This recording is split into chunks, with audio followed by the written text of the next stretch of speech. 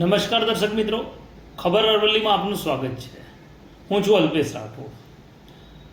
આપણે રોજબરોજ જીવન જરૂરી ચીજવસ્તુઓ એમાંય ખાદ્ય પદાર્થોમાં નકલી વસ્તુ ખાતા હોઈએ અને એની આપણને જાણ પણ નથી હોતી. જોકે કેટલાક જાગૃત નાગરિકો પોતાની નૈતિક ફરજ સમજીને નકલી અને અસલીનો ભેદ સમજાવવા માટે વિડીયો વાયરલ કરતા હોય છે. આવો જ એક વિડીયો મેઘરજનગરની એક મહિલાએ વાયરલ કર્યું છે. આ મહિલા અમૂલ બ્રાન્ડની એજન્સી ધરાવે છે. આ મહિલાએ જોયું કે કેટલાક સમયથી જે માસિક ટર્નઓવર હતું એના કરતાં અમૂલનું ટર્નઓવર ઘટી રહ્યું છે. મેઘરજ તાલુકામાં ટર્નઓવર ઘટવાની જાણ થતાં આ મહિલાએ એની તપાસ હાથ ધરી, જેમાં જણાવ્યું કે અમૂલની ઘીની થેલી જે એમનો વેપાર હતો એના કરતાં એ ઘીની થેલીઓનો વેપાર ઘટ્યો છે.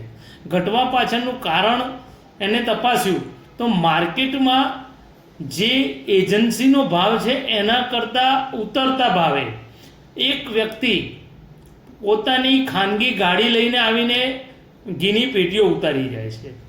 તો આ બાબતે આ મહિલાએ ત્યાંથી ઘીની થેલી લાવી અને ખરાઈ કરી, તો એમાં જણાવ્યું કે આ ઘી ખરેખર નકલી છે. એ બાબતે નકલી અને અસલીનો ભેદ સમજાવતો એક વિડીયો આ બેને બનાવ્યો અને વાયરલ કર્યો છે. આ બેને આ નકલી ઘી પધરાવી જતાં એક ભેજાબાજ યુવકનો પણ વિડીયો બનાવ્યો છે, એનો ફોટો પણ વાયરલ કર્યો છે અને એની સાથે સાથે એની ગાડીનો પણ વિડીયો વાયરલ કર્યો છે. આ વ્યક્તિ જે પેટીનો ભાવ લગભગ 6020 રૂપિયા હોય છે એ પેટી માર્કેટમાં 5500 થી 5000 વચ્ચેના ભાવે વેચીને જતો રહેતો હતો. એટલે વેપારીઓ પણ 50 થી 60 રૂપિયા વધારે નફો મેળવવાની લાલચમાં ગ્રાહકોના આરોગ્ય સાથે ચેડા થાય તેવી રીતે ઘી પધરાવી રહ્યા છે. આ વિડીયો વાયરલ થતાં સમગ્ર પંથકમાં ચકચાર મચી ગઈ છે. આ વ્યક્તિ મોડાસાના રામપાક સોસાયટી વિસ્તારનો યુવક છે, જે પોતે તલોદથી માંડીને મેઘરજ સુધી, મેઘરજથી માંડીને સીમલવાડા સુધી આ માલ ડુપ્લિકેટ ઘી વેચી રહ્યો છે.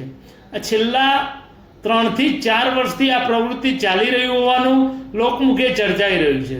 લોકોને અને એમના વેપારીના ઓળખીતા પાળખીતાને પણ આ ભેદી પ્રવૃત્તિની જાણ છે, પરંતુ કોઈ બોલી શકતું નથી.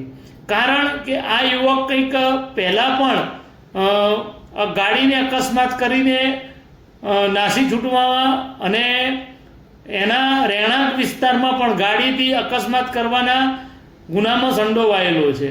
તો આ વ્યક્તિ માથાભારે અને પેલું કહેવાય ને કે ગુનાકીય પ્રવૃત્તિવાળો હોવાય તેવી લોકોને ડર છે અને આવી લોકચર્ચા પણ છે. ત્યારે આજની તારીખમાં આ વિડીયો સવારથી વાયરલ થયો છે. આ વિડીયોએ સમગ્ર મેઘરજ, મોડાસા અને સમગ્ર જિલ્લામાં ચકચાર મચાવી દીધી છે. આ વિડીયો વાયરલ થતાં ફૂડ એન્ડ ડ્રગ્સ વિભાગે મહિલાનો સંપર્ક કરી તેને અરજી આપવા જણાવ્યું હતું. શું અરજી આપવી જરૂરી છે કે પછી લોકોના આરોગ્ય સાથે ચેડા થાય તે રીતે પણ ફૂડ એન્ડ ડ્રગ્સ વિભાગ છૂટો દોર આપી દે છે એ સમજાતું નથી. આ બાબતે મેઘરજ પોલીસ પણ એક્ટિવ મોડમાં આવી છે. પોલીસે પણ કંઈક એવું કહેવાય છે કે મેઘરજની આ મહિલાનો સંપર્ક કર્યો છે અને તપાસ કાર્યવાહી શરૂ કરી છે.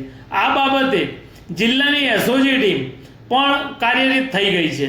એટલે ટૂંક સમયમાં આ યુવકને લોકોના જન આરોગ્ય સાથે ચેડા કરવાના આરોપસર અથવા તો ડુપ્લિકેટ ઘી વેચવાના આરોપસર કાર્યવાહીનો ભોગ બનવું પડે તો નવાઈ પામવા જેવું નહીં હોય.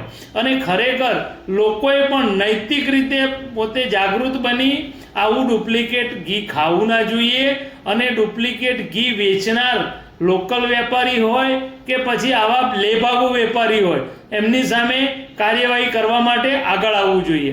આ યુવક છેલ્લા કેટલાક સમયથી પોતાની ખાનગી ગાડી લઈને ફરે છે, ગાડીમાં ઘી લઈને ફરે છે અને એ ગાડીનો નંબર પ્લેટ પણ નથી. અને જો કોઈ નંબર પ્લેટ બાબતે પૂછે તો પણ એ વ્યક્તિ એવો જવાબ આપે છે કે મારો શોખ છે અને મારી મરજી છે. એટલે શું આરટીઓ તંત્ર પણ અને પોલીસ તંત્ર પણ આવા લોકોને છાવરે